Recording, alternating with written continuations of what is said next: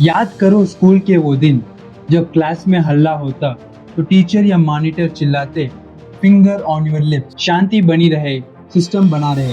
आज भी वही चल रहा है, बस मॉनिटर की जगह अब सरकार बोलती है फिंगर ऑन योर लिप्स, और कभी कभार सुप्रीम कोर्ट भी तक बोलती है थोड़ा बहुत तो रख लो यार, क्यों मुझे परेशान करते हो। सत्यम प्रियता प्रियम प्रियोना ना प्रियता सत्यम प्रियम।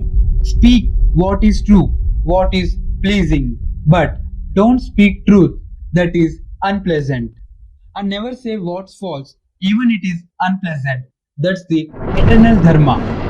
Article 19(1)(a) of Constitution हर नागरिक का जन्मसिद्ध अधिकार है, बट ये एब्सोल्यूट नहीं है, लाइसेंस नहीं है कि जो मन में आया बोल दे। मेरे जनरेशन वाले को तो पता नहीं होगा और मुझे भी नहीं पता, लेकिन जो पुराने जनरेशन उनको पता होगा। इमरजेंसी में बहुत लोगों की बोलती बंद थी, वो मुद्दा फिर कभी उठाएंगे। आगे बढ़ते हैं।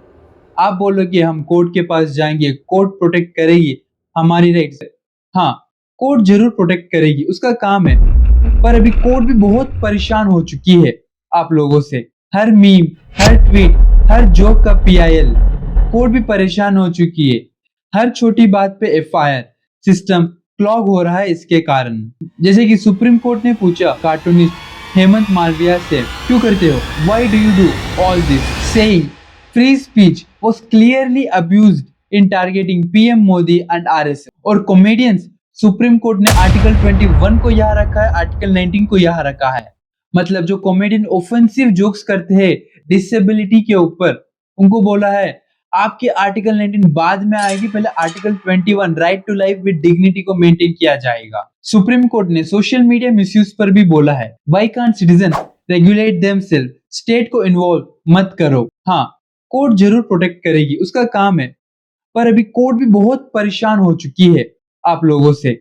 ये बस एक या दो जजेस की बात नहीं है, बहुत सारे जजेस ने ऐसे ऑब्जर्वेशन दिए। जैसे कि मद्रास हाईकोर्ट के जस्टिस जगदीश चंद्रा जी ने कहा है स्पीच का अधिकार है, लेकिन डिसेंसी के पार मत जाओ। दिल्ली हाईकोर्ट ने कहा है इन्फ्लेमेटरी स्पीच देने के बाद मत बोलो आर्टिकल 19 मुझे रक्षा करेगी।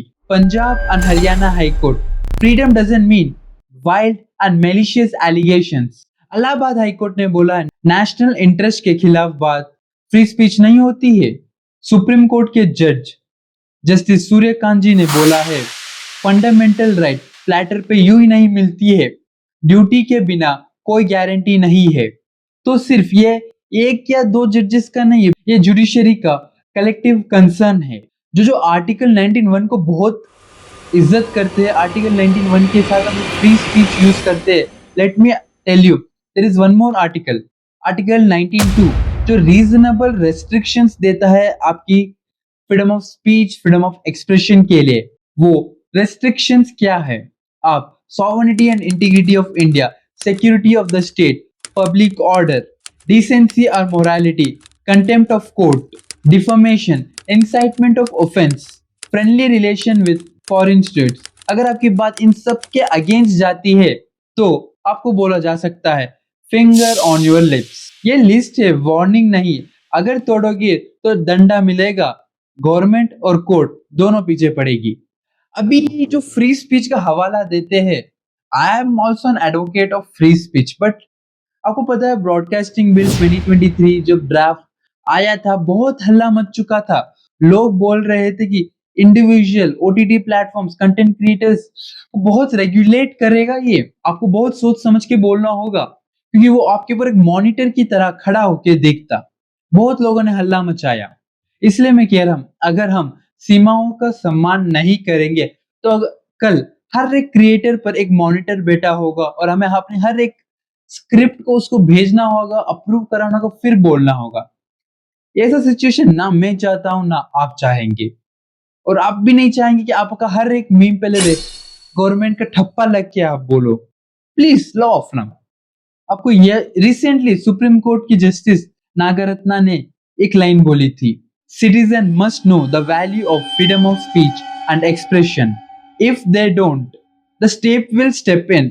And who wants the state to step in? I hope आप समझ गए इस लाइन का मतलब क्या था। एक जजमेंट है Kaushal Kishore versus state of UP.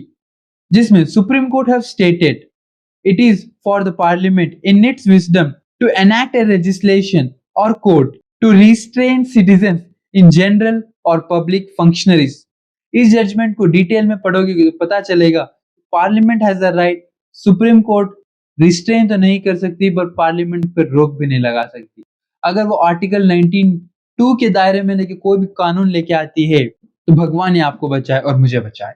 ऐसा नहीं है कि जुडिशरी आपको बस एक किनारे पे आके धक्का दे रही है, supreme court and other judiciary still guarding you.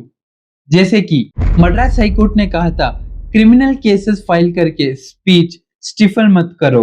Allahabad high court ने कहा था criticism of government is also part of freedom of speech and expression.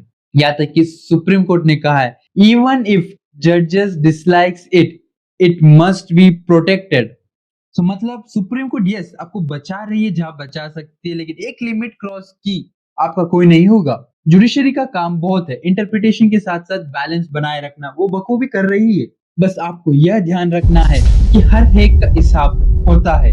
जब आप फ्रीडम ऑफ स्पीच के नाम पर तमाशा बनाते हैं, सिर्फ आपका फ्रीडम नहीं बहुत लोगों का फ्रीडम चला जाता है। And I end with a beautiful definition of the freedom of speech given by the legal jurist Fali S Nariman. उन्होंने कहा था freedom after speech that is really what freedom of speech is about.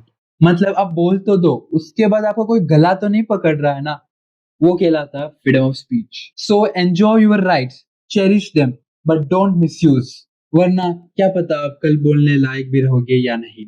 अगर आपको ये video अच्छा लगा हो please hit the like button and share to दोस्त who over express themselves in any platform, and comment your thoughts on freedom of speech and reasonable restrictions.